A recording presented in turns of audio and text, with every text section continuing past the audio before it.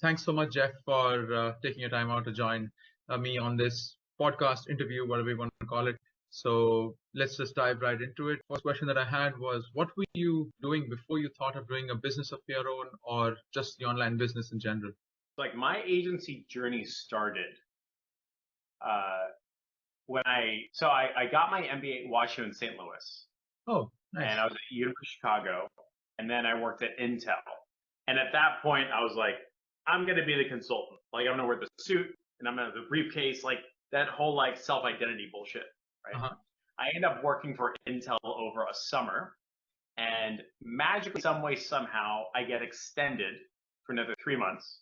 Oh, wow. And some way, somehow, extended for another 3 months, another 3 months, another 3 months. My 3-month internship turns out to be 8 months long. Whoa. And I'm schmoozing and I'm boozing. I'm on the fucking private jet.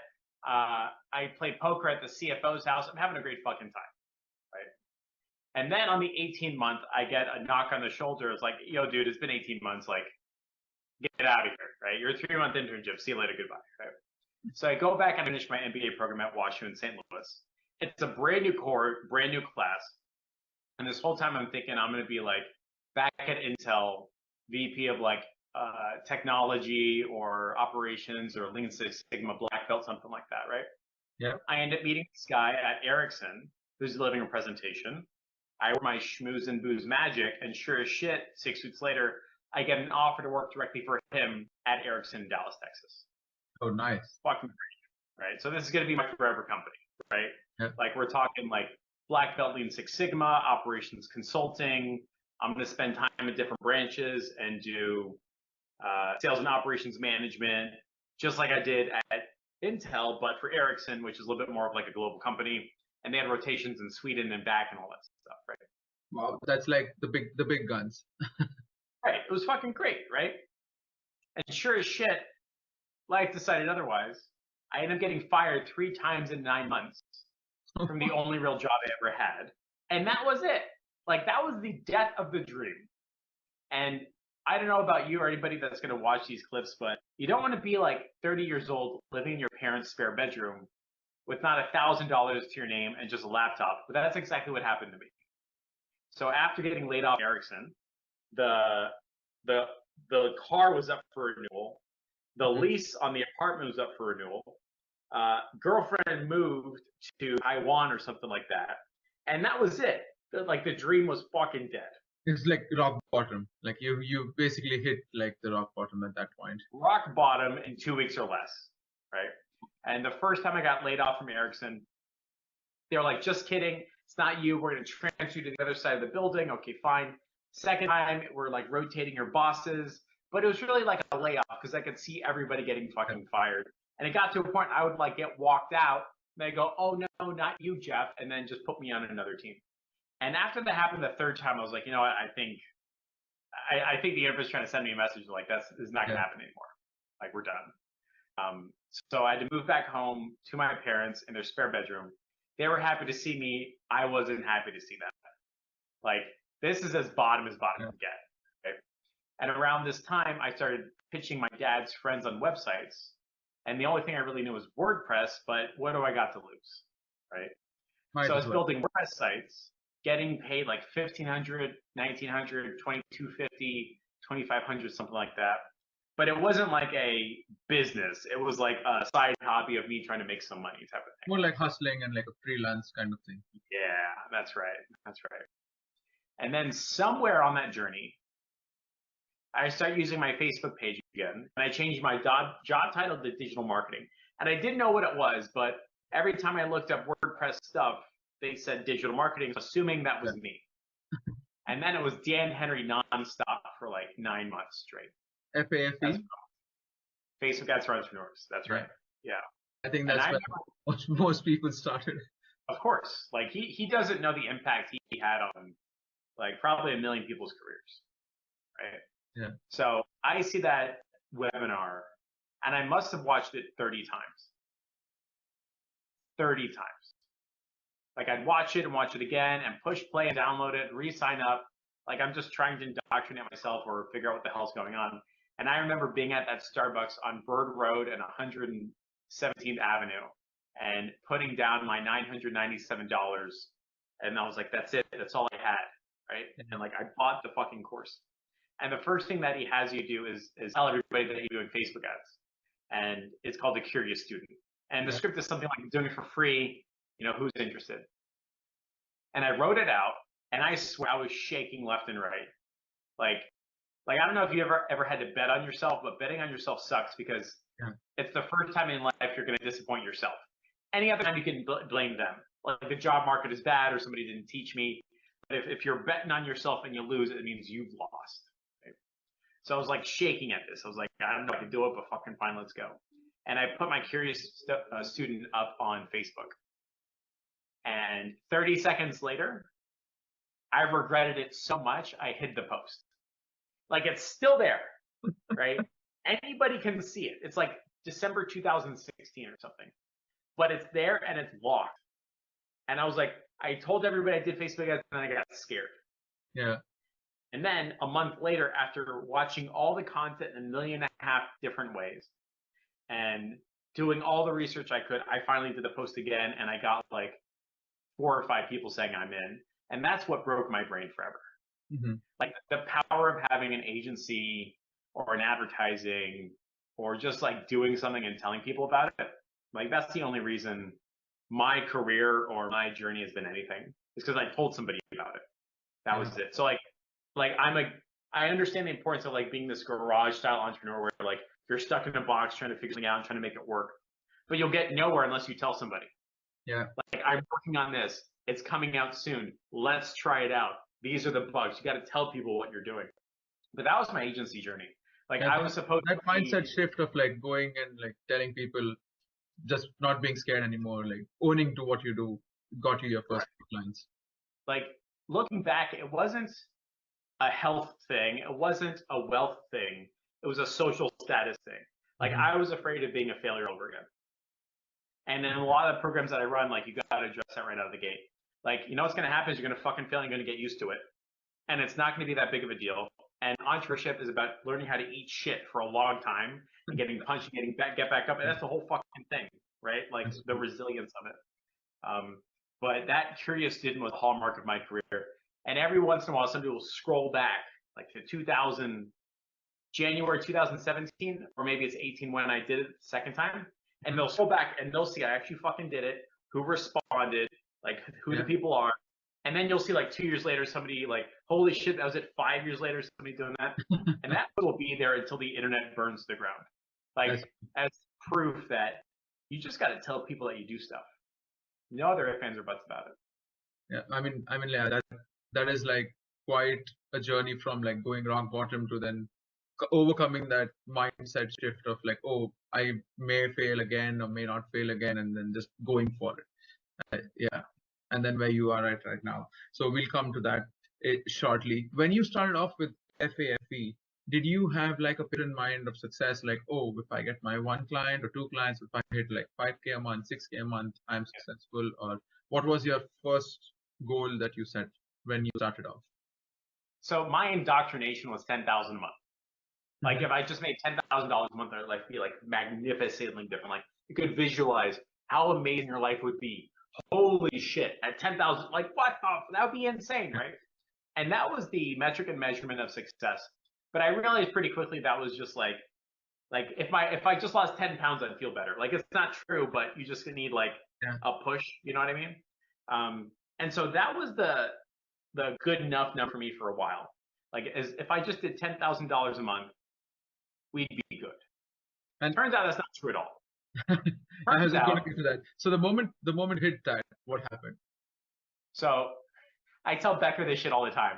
Like every time he hits a new revenue number, I hit a new revenue number. We go back to this moment where he's like, Jeff, what will my life be like if I ever make $10,000 a month, or 25, or 40, or 50? I go, you're gonna do the same shit I did, which is you go, damn, is that it? You're gonna eat a burrito, go back to sleep, and do that shit all over again. Like it's not gonna be this magnificent, life-changing moment. Like, that's not true. I'm gonna be crazy and stupid. Like I'll show you. I'm gonna rent some fucking flashy Lamborghinis. And I'm like, all right, do whatever the fuck you say you're gonna do. It's fine. But as soon as it happens, you know what happens? You go, that was no big fucking deal, and you have dinner, and you go back to sleep. Like that's what happens. So I think the difference between people who are structurally unsuccessful with the gym are people who are obsessed about the end result of the gym. I am obsessed about losing weight. Right? Yeah. I'm obsessed about muscle mass. I'm obsessed with the end result. The people who are structurally successful at the gym are, I'm obsessed with going to the gym. Yeah. That's showing Without up. regard, correct. Without regard to the weight loss or the muscle gain, like I'm obsessed about the discipline of the steps, not relying on the motivation of the goal. Yeah. And you only realize that after you hit the goal, not before. Like you got to hit the 10 carat, got to hit the 10 grand. And then you're like, damn, man, it doesn't fucking matter. So you hit the 20, like you hit 25, you hit the 50, you hit the 100. But it's about the discipline and the obsession of going back to the gym. Yeah. Not the dopamine and the motivation of what my life will be like if I squat 405 pounds. Like that's just insane. Somebody saying my life will be so fucking different if I squat. That's fucking stupid, right? It turns out that's pretty analogous to the money. And as I climb the income bracket, I'm discovering that my life's problems are just more advanced. Yeah, like it just keeps Correct. Like the problems just keep fucking evolving, right? But the obsession about the steps, like writing an ad, launching an ad, following up the leads, transferring lines, like those 4 steps, like the discipline obsession comes with that, not with the income. Like income is the laggard. The input is this. So same with weight loss and stuff like that. But like when I hit that 10 grand, I was like, I made it. Like you just feel like this type of thing. Yeah. And then 30 seconds later, you're like, damn, man, it's not. Maybe it's the next thing. Maybe it's the next thing.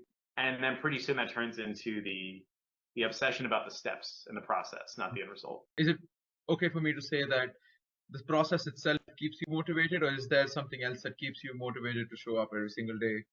It's really the steps. Like the motivation dissolves and disappears so fast. It's like candy. It doesn't even matter after a while, right? Like the best chefs in the world are obsessed with cooking. Yeah. Just simply cooking, not what they're cooking or how they're cooking it, not who's eating it, not the happiness. They're obsessed with cooking.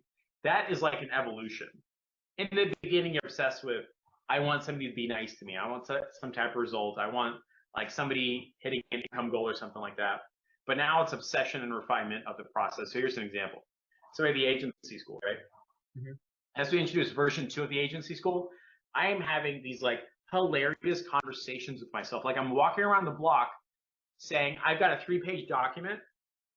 Can I remove one singular line? Can I remove one line of this document and make this thing from a 3-page to a 2-page? Like I'm just obsessed with cutting like 50% off this thing. Like that's stupid, right? Like that makes no sense at all. But that uncomfortable obsession with the process is what I'm talking about. Like obsessed with your product. And when we have version 2 of the agency school, we'll have people going from 0 to client getting ads in 24 hours or less, maybe even 12. We'll go from 0 to customer getting results, not in 7 days, but in 3. So like I'm constantly trying to shrink it and get obsessed with the process and obsessed with the results. Improving the steps. Yeah, and it sounds fucking insane. But anybody who's been in this game for more than 5 years knows what I'm talking about. Like you look at the steps, you go like, how can we remove that one? Like, what's wrong with that? Can we fucking get rid of that? I don't need that anymore. Let's get rid of that. Which to somebody who's like in the newer stages is fucking stupid. Yeah. But it won't relate, basically. At all. At all. But that's just the name of the game. What is if someone's starting a new agency, they just came to speak to you just for a casual conversation, what would be the one thing that you would tell them that they need to be doing every single day for them to be successful? So there used to be this thing about like prospect. Like get out there, sales marketing. But that turns into cold email the fuck out of people and always be following up. Like you end up being this Glenn Gary, Glenn Ross, Grant Cardone, smile till you dial, pseudo investment bank type relationship where you're working like 18 hours a day and doing every possible channel and quadrupling the volume just to get a response. And then you create new types of ads for cold email, trying to do a risk reversal or guarantee or something like that. And they'll get absolutely obsessed with like just spraying more information onto the internet. But the weird part about all this is like if you're a personal trainer, you need to be fit, right? Yeah. You have to. If you're selling suits, you should be wearing one. And if you're an advertising agency, you should be advertising. If you're a cold emailing agency, you should be cold emailing. Mm-hmm. If you're an advertising agency, you should be advertising. And you should be advertising the fact that you advertise. Yeah. Like it's the easiest thing in the world to say, hey, Mr. Client, you know you saw our ad, right? Well, if it worked on you, it'll probably work for you. You should hire us to do this for you on your behalf. Like it's just an easy conversation. So I think most people who get started are like obsessed with an irresistible offer. I think that's incorrect. They're obsessed with risk reversals or guarantees. They're obsessed with a niche or deep diving into a niche or doing more volume and going from 5,000 cold emails a day to 10,000 cold emails a day, even though cold emailing never fucking worked in the first place. But if you're an advertising agency, the only thing you should be doing is advertising. And you can put a stupid, simple ad on the internet, and 99% of my client getting ads and my client getting ads and my customer getting ads are just a Canva image. It's just a square. You've seen them, right? Yep. And you just write what you do with a price point. Get really good at writing in those 14 words or less. And somebody somewhere is going to be like, damn, that looks interesting. Could you do this for me? Like, of course, Mr. Johnson. Of course advertising works. It worked on you. It'll work for you. Versus having this like mindset of more volume where you got to DM more people or PM more people or cold email more people. Like, no, man, just eat your own cooking. That's it. You want an advertising agency? Just fucking advertise. Like a website guy should have a good website, right? Yeah. Your ad definitely works. I run that myself as well. I run that for a bunch of clients. It does work. Just keeping it simple, saying what you're doing. Whoever wants it, they just click on it and get it. That's all. Like, why make it fucking complicated? Why have all these systems and processes and 18-point follow-up across 22 different channels and then look them up on LinkedIn and then friend them and follow them and comment like, oh my God, dude, like, what is this? Just, I want the thing, just sell it to me. We don't have to have this whole revolving around the fact you need to become an expert in my business when you're not, and I don't want you to be. Like, there's no dentist in the world that would ever listen to either of us, ever, right? That's true. Yeah. There's no advantage in it. Just sit in your advertising marketing chair, be good at your singular job, build an expertise with doing it 18 times a day, every day. And then you'll say, this is working and this is not. And they're like, okay, cool, we'll buy that. And that's it. Yeah, man. From when you started off in your career and where you're at right now with the service and the product you have, what would you say has worked the best for you in terms of that? Like, did the traditional agency model where no guarantees, or is it like more just keeping it simple? What has been the best, and what got you here? Like, what made you shift your thought process from, oh, let's just fuck all of that and just keep it stupid? I did that. The standard Den Kennedy, Alex Hormozy, Russell Brunson advertising agency, where it's like lead to a high ticket sale, objection handling, risk reversal, closing for 10 grand, reinvest in profits, all that shit. Right? I did that, and it was probably the most unhappy part of my agency, and probably set me back 2 years in my agency journey. Like, trying to convince a man 50 years your senior that you are an expert in an industry you started studying 6 months ago is fucking insane. Like, it makes no sense. You're not qualified. It's not worth it. Even if you were, they wouldn't believe you. There's no reason for it. But that's how I got sold into agency. Like, the person I'm referring to, I'm not going to say the name, but that's what I bought. I was like, okay, great. Close somebody at $3,500 a month for 3 months up front, 10 grand, and we guarantee you'll make 3 extra money or work for free until you do, or we'll get you 30 booked appointments or 30 shows or something like that. It sucks ass. Like, it's a high dollar, high cost, high touch, high expectation business with the hopes of having high margins and high sales. Yeah. It's bad, right? Like, the trauma that comes with your Stripe renewing, you're like, fuck me, I'm about to get a phone call. Oh my God. Like, that type of shit, right? Like, that is an agency that I will never, ever, ever build again, ever. And I stand on my mountain of yelling and say, don't ever do that. It's so much easier to build a business like Publix or AT&T or Netflix, which is an easy as price point, massive margins, you don't talk to anybody. And in the agency space, charging $750 a month and saying, look, man, we're going to generate leads. I request access to nothing. We have already ads that work. We have a page that works. All you have to do is pick up the fucking phone because my operator is going to handle inside of our CRM. Client's like, oh, this is amazing. All I have to do is pick up the phone. Like, yeah, it's like Amazon. Just accept the delivery. I go, I'm in. And at that model and that high margin, low cost, no touch model, you can easily get away with $750 a month. Mm-hmm. Your cost of having a full-time operator is like $166 per month per account, including Twilio fees and software as a service fees and all that stuff. So you can run around with a business that's 2.5x. So it costs you $166, you charge $750. And it's still an easy ass price point for a carpet cleaner. And everybody in the world who fucking hates this model is going to hit me and say, there are carpet cleaners out there charging $1,000 per square foot. I'm like, great, I'm not one of them, man. Like, and I don't know anybody who does. Well, there are restaurants that charge what they're worth. You ever go to a restaurant that charges what it's worth? You're like, oh my God, dude, like how fucking exhausting is this? Yeah. I know Apple could charge 10 grand for this, but I wouldn't buy it. Yeah. So this whole philosophy of like, charge what you're worth or be a premium or be a Lamborghini, not a Honda Civic. Honda makes $1 billion fucking a week. I'd gladly be Honda. Yeah, that shift, because the whole agency space is crowded with, oh, high ticket. This definitely brings in a fresh perspective. And I always advocate for what, because I'm in your program as well, and I advocate for what you do to whoever I speak to. So yeah, hopefully it doesn't crowd the space again. But then again, the masses are there, the scale is there, the volume is there. I think there's enough fish in the ocean on this model as well. Dude, like there's, I don't know, let's just say there's 100,000 dentists, okay? Like I could get with a $595 a month product, a lot more dentists paying me money than a $5,995 a month product. The difference is that people on this side have been sold the fact that, you know, you pay the most, so you pay the most attention or whatever, right? Incorrect. I pay the most attention to my mortgage, okay? Not you. That's it. So like, if you have an ECS, no touch, okay, fuck it, let's go price point. And a end result that's like Amazon was like, look, I'm request nothing. You know, Amazon doesn't say, can we borrow your fucking truck? Yeah. They don't train you on how to use your stuff. They go, it's right there. You fucking figure it out. So it's a lot easier to have that model where the client just has to pick up the phone and it's you or your operator saying, hey, this is Jeff with Cool Beans Digital. I've got a prospective blank patient on the phone, prospective blank customer on the phone. I want to connect you now. That's the delivery.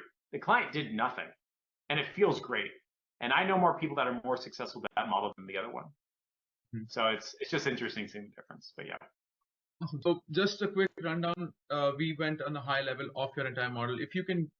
If we have to say, okay, Jeff runs this agency, how does his business look like? Like, what are the people in his business, and how much time a day does he spend in that business or on that business? So we grew from 0 to 50 clients. I would say I was doing part-time, but it's not really part-time because you're thinking about it. You know what I mean? Yeah. But I capped out like 4 hours out of the day, and I spent the remaining part-time of my day thinking, reading, doing stuff like that, right? And we hit 50 clients. We had 75% margins. So when we got a client for $750, it cost us $166 a month. Mm-hmm. In the beginning, when it was like 1, 2, or 3 clients, I was doing the callbacks. I was going into the CRM, you know, one CRM to roll them all, so all the clients' leads go in there, they're tagged accordingly. I would call them back. I would talk to the future end customers and live transfer them to my clients. Mm-hmm. I had supreme belief that my stuff worked versus the other model, which is like kind of hope and pray that, you know, works, right? So I'd call the leads back, have a real life conversation, qualify them, get them on the phone, and then transfer them, and then that's a delivery. And then I would hit 10 clients and then go hire an operator. And I took a margin hit. But what really happened is my capacity went from 10 clients to 20. Yeah. And I would continue to advertise, only get 2 or 3 meetings a week, only spend $30 to $40 a day on client getting ads, have great conversations that were low pressure, usually over the phone. They're driving. It's on the weekend. They're playing ball with their kids, and we're just talking shop. Like you've listened to those calls. We're driving. They say, "Fuck it, let's go." And every time I hit 10 clients, I would hire another operator, and then hit another 10 clients and hire another operator. And that was all you had to do because there's no guarantees, there's no promises, no risk reversals.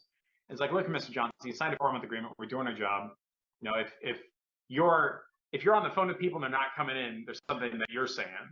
So if you like, I can audit your call, but that doesn't mean you cancel your service. They're like, oh yeah, that makes sense. Versus the other way of working, which typically your agency is like 20% margins. You have a CSM, I don't know, like a team of 12. Even an ops person, like, yeah, there's a lot of things going on. Even with the automations and all of things on the back end, like that itself has a team for doing that. Yeah. You're going to have like 30 different sub accounts and you're like, Jesus fucking Christ, man. Like, what happened to growth? Right. That's cool.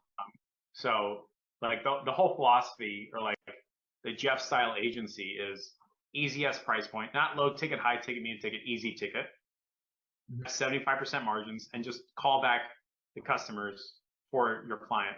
Because here's what happens when they do the callbacks, they're going to do them wrong, and then you got to pay the price. Yeah. I'm going to do them.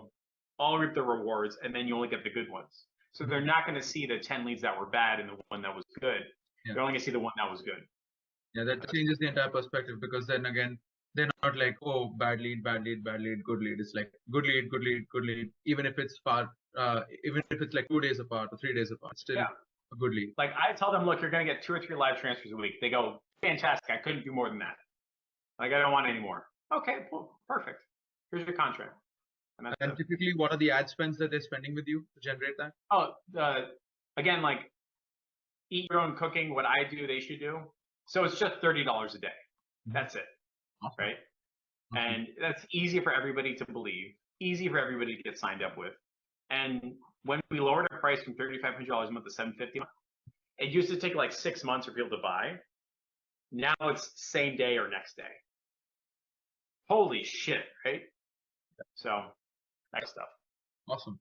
So I'm really glad you shared all of this information with me. So if someone wants to get in touch with you, like learn more about what you do, what's the best way for them to reach out to you and like maybe get on a call or whatever you have to offer? Yeah, what is my Facebook page? It's facebook.com/Miami Jeff Miller. That's it. That's the easiest way to do it. Join 11,000 other people, taking all my 2 steps and my fulfillment guides and my pricing guides. It's a fantastic time. So yeah. Awesome. Thank you so much, Jeff, for being on here and sharing all of this value. Of course, man. Anytime.